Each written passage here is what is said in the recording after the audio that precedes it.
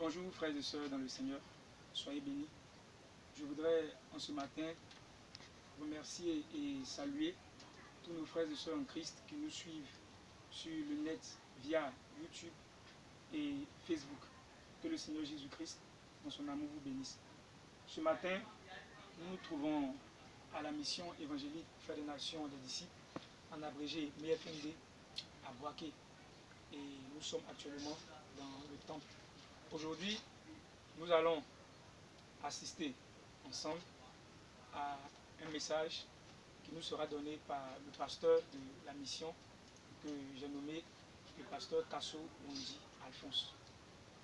Sur ce, bien-aimés frères et sœurs, si ce message que tu vas entendre en ce matin t'a fait du bien, si ce message que tu vas entendre ce matin t'a véritablement édifié, tu as la possibilité de pouvoir contacter le pasteur au numéro suivant. Le premier numéro qui est le 47 29 27 00.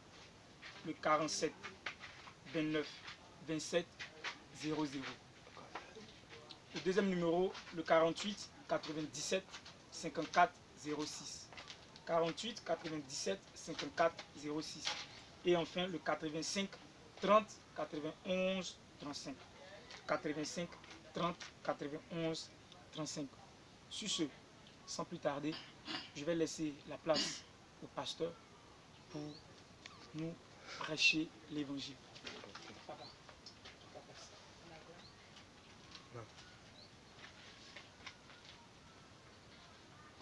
Bonjour mes bien-aimés dans le Seigneur, que le Seigneur vous bénisse. Je vous salue tous au nom de notre Seigneur Jésus-Christ et tous ceux qui sont à l'écoute dans cette émission. Que Dieu dans sa grâce, le Seigneur vous bénisse. Je voudrais ce matin, mes bien-aimés, partager avec vous ce thème qui est les exigences de la foi. C'est vrai que partout où nous parlons de la foi, quand on va même à l'évangélisation, quand on va prier partout, beaucoup d'hommes nous parlent de la foi. En disant que j'ai la foi, je crois au Seigneur Jésus. Beaucoup d'hommes le disent. Mais il est en même temps bon, non seulement d'avoir la foi, mais en même temps, il faut que nous connaissons tous que, mes bien-aimés, la foi dont nous confessons, elle a des exigences. Il faut que nous connaissions les exigences de la foi. Alléluia.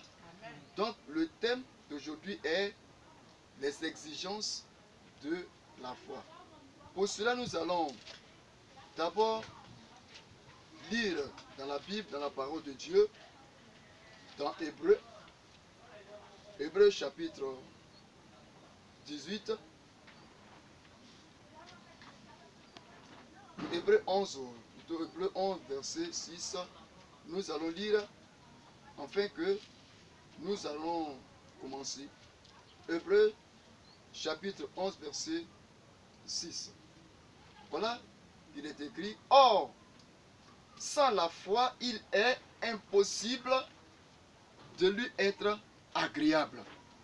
Car il faut que celui qui s'approche de Dieu croit que Dieu existe et qu'il est le rémunérateur de ceux qui le cherchent. » Mais bien aimés, ici, l'auteur du livre des Hébreux nous dit, « Or, sans la foi, il est impossible de lui être agréable. » La vérité, la foi que nous connaissons, en effet, la foi, c'est croire en une personne ou à un enseignement. C'est mettre sa confiance en une personne et en l'enseignement. En vérité, celui en qui nous croyons pour avoir la vie éternelle, nous le connaissons, c'est le Seigneur Jésus-Christ. Nous croyons en Jésus, nous croyons en son enseignement, nous croyons à l'enseignement des apôtres qui nous ont laissés, parce que c'est eux qui ont d'abord commencé le ministère avant nous. Donc, nous croyons à leur enseignement. Ce qu'ils nous ont enseigné, nous croyons en cela. Nous avons la foi, c'est vrai. Mais par moments, il arrive que nous oublions que la foi que nous avons a des exigences. Il faut que nous les connaissons. Gloire à Jésus. Amen. Que dans son amour, le Seigneur nous aide. Alors, nous n'allons pas trop tarder. Nous allons voir la première exigence de la foi. Sachez que quand quelqu'un dit qu'il croit au Seigneur, il faut que celui-là démontre effectivement la foi. La foi, elle n'est pas morte. La foi vit. Et la foi a ses réalités. Donc pour cela, voyons que premièrement, la première exigence de la foi, c'est l'obéissance. Alléluia. Amen. La première exigence de la foi, c'est l'obéissance. Nous allons voir par l'obéissance quelques exemples que nous allons suivre. Le premier exemple que nous allons suivre, c'est celui de l'apôtre Pierre. Par exemple, dans Luc chapitre 5, verset 1 à 11, nous allons lire ce texte-là rapidement. Dans Luc chapitre 5, verset 1 à 11. Il est dit, comme Jésus se trouvait auprès du lac de Génézareth et que toute la foule se pressait autour de lui pour entendre la parole de Dieu, il vit au bord du lac 2 barques. Tous les pêcheurs étaient descendus pour laver leurs filets. Il monta dans l'une de ces barques qui était à Simon et il le pria de s'éloigner un peu de terre. Puis il s'assit et de la barque il enseignait la foule. Lorsqu'il eut cessé de parler, il dit à Simon, avance en pleine eau et jetez vos filets pour pêcher. Simon lui répondit, maître, Simon lui dit, nous avons travaillé toute la nuit sans rien prendre, mais sur ta parole, je jetterai le filet. L'ayant jeté, il prit avec lui beaucoup de poissons. Vous pourriez lire tout le texte jusqu'au verset 11. Mais comprenez que Pierre d'abord lui-même, il était un grand pêcheur. Pierre avait une grande entreprise de pêche. C'est de la pêche que Pierre vivait. C'est de la pêche que Pierre nourrissait sa petite famille. Et Pierre même avait une entreprise parce qu'il avait des gens qui étaient autour de lui, qui travaillaient avec lui. Donc c'est de la pêche que Pierre nourrissait tout cela. Donc ça veut dire que Pierre, il était bien assis dans la pêche. Il connaissait très bien la pêche. Alors le Seigneur Jésus-Christ arrive et pour prendre sa barque, l'une de ses barques, et puis évangéliser. Après avoir évangélisé, Jésus dit à Pierre, avance en pleine eau. Alors jetez vos filets. Pierre pouvait dire là que, lui étant un grand pêcheur, un connaisseur, il ne pouvait pas accepter de le faire. Mais puisque Pierre croit en Jésus-Christ, Pierre avait la foi. La foi que Pierre a eue l'a mené à une exigence à obéir. Quand Pierre a obéi, la Bible nous dit que Pierre a eu beaucoup de poissons. Ça veut dire que la foi que Pierre a eue en Jésus-Christ a exigé que Pierre obéisse à ce que Jésus lui a dit. Donc mon frère, si tu crois en Jésus-Christ, si tu as la foi, ce que la foi te demande, il faut que tu obéisses. La foi a ses exigences que nous devrions connaître. Gloire à Jésus. Amen. Il faut que nous obéissons. Il faut que nous croyons. Regardez encore cet exemple. Dans Actes chapitre 12, quand Pierre avait été mis en prison, la Bible dit que le roi Hérode a entendu que Pierre et les autres disciples ont commencé à annoncer l'évangile. Alors que Hérode, c'est ce qu'il ne voulait pas. Puisque, après Jésus, l'évangile a commencé à gagner tout le terrain. Les disciples que le Seigneur Jésus-Christ a laissés ont commencé à évangéliser partout. Ont commencé à prêcher partout. Et l'évangile a commencé à prendre. Pierre a commencé à prêcher l'évangile. Jacques a continué à prêcher l'évangile. Cela ne plaisait pas à Hérode. Et qu'est-ce qu'il va faire? Il va attraper Jacques, le tuer. Il va attraper aussi Pierre. Et puisque ce jour-là correspondait, ou bien coïncidait avec le jour de sabbat, ils ont gardé Pierre dans la prison. Pendant qu'ils réfléchissent, qu'est-ce qu'ils peuvent faire après ce jour-là? Et la Bible dit que c'est en ce moment, au verset 5, que les disciples ont appris la nouvelle que Jacques a été tué. Et Pierre a été saisi et il a été mis en prison. La Bible dit que les disciples de Jésus, qui est l'Église, quand ils ont appris la nouvelle, ils ont commencé à prier. Ils ont commencé à intercéder à la faveur de Pierre. Ils ont obéi. Mais ils pouvaient aller se plaindre. Ils pouvaient aller faire des histoires. Mais ils n'ont pas fait. Mais ils se sont humblement mis dans une maison. Ils ont commencé à prier. Humblement. Demander au Seigneur. Prier le Seigneur. Prier le Seigneur. Prier le Seigneur. Jusqu'à ce que la Bible dit que Pierre a été libéré par l'ange de l'Éternel de la prison. Mes frères, il faut que nous obéissions. Si tu crois en Jésus-Christ et que tu as véritablement la foi, il faut obéir. La foi exige vraiment l'obéissance. Alléluia. Amen. Et que dans son amour, le Seigneur nous aide. Il faut que nous obéissons afin que le nom du Seigneur soit glorifié. Deuxièmement, il faut que nous comprenions que les exigences de la foi, c'est l'amour. Gloire à Jésus. Amen.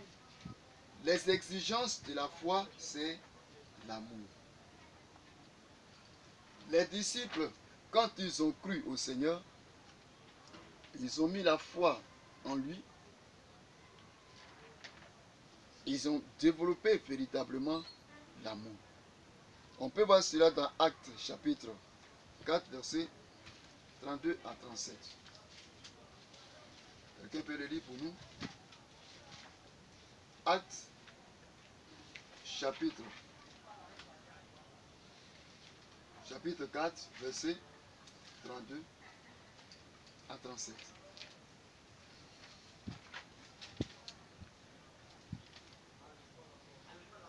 Actes chapitre 4, verset 32 Oui, à 37. La multitude de ceux qui avaient cru n'était qu'un cœur et qu'une âme. Nul ne disait que ses biens lui appartinssent en propre, mais tout était commun entre eux. Les apôtres avec beaucoup de force témoignage de la résurrection du Seigneur Jésus. Et une grande grâce reposait sur eux tous, car il n'y avait parmi eux aucun indigent. Tous ceux qui possédaient des champs ou des maisons les vendaient, apportaient le prix de ce qu'ils avaient vendu, et le déposaient aux pieds des apôtres, et l'on faisait des distributions à chacun selon qu'il en avait besoin. Joseph, surnommé par les apôtres Barnabas, ce qui signifie fils d'exhortation, lévite, originaire de Chypre, vendit un champ qu'il possédait, apportait l'argent et le déposa aux pieds des apôtres. Amen. Amen. Gloire à Jésus. Nous comprenons très bien ce texte. Dans le texte, il est dit que la multitude de ceux qui avaient cru n'était qu'un cœur et une âme. Nul ne disait que ses biens lui appartiennent en propre, mais tous étaient comme un accord. Même les apôtres rendaient avec beaucoup de témoignages. Il dit qu'il n'y avait parmi eux aucun indigent. Tous ceux qui possédaient des champs ou des maisons les vendaient, apportaient le prix de ce qu'ils avaient vendu et le déposaient aux pieds des apôtres. Et l'on faisait des distributions à chacun selon qu'il en avait besoin. Gloire à Jésus. Au verset 6 même, et 36, il a dit, Joseph, surnommé par les apôtres Barnabas, ce qui signifie fils d'exhortation, lévite originaire de Chypre, vendit un champ qu'il possédait, apporta l'argent et le déposa aux pieds des apôtres. Ils ont cru. Ils ont cru en la parole de Dieu. Ils ont cru en Jésus-Christ. Et puisque ils avaient la foi, la Bible dit que ils avaient tout ensemble. Ils avaient l'amour. Chacun manifestait l'amour véritable de Dieu dans sa vie. Frère, la foi que nous avons exige que nous ayons l'amour les uns des autres. Il faut que nous ayons l'amour. L'amour de son prochain. L'amour de son frère. L'amour de sa soeur. Il faut que nous ayons l'amour. Gloire à Jésus. Ayons véritablement l'amour. Est-ce que quelqu'un peut nous lire encore et ce passage d'Exode 20, verset 6. Exode 20, verset 6. Oui. Et qui fait miséricorde jusqu'en 1000 générations à ceux qui m'aiment et qui gardent mes commandements. Gloire à Jésus. Alors, nous devrons véritablement avoir l'amour. Gloire à Jésus. Il faut que nous ayons. Prenez encore Somme, chapitre 1, verset 19. Somme 1, 19. Plutôt Somme 119, voilà. Verset. Somme 119, prenez et lisez. Nous allons bien comprendre ce que le Seigneur nous dit de l'amour. Gloire à Jésus. Somme 119. Oui, verset 132.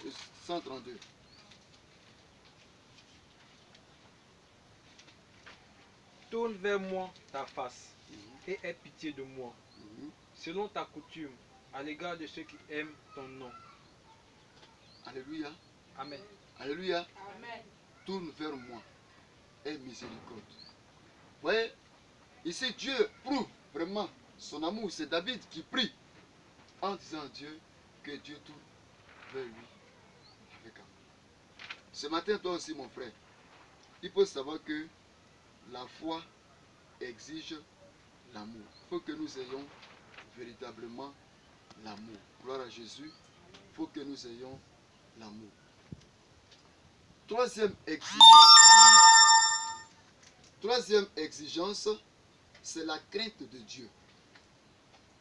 Celui qui dit qu'il croit en Dieu il doit avoir la crainte de Dieu.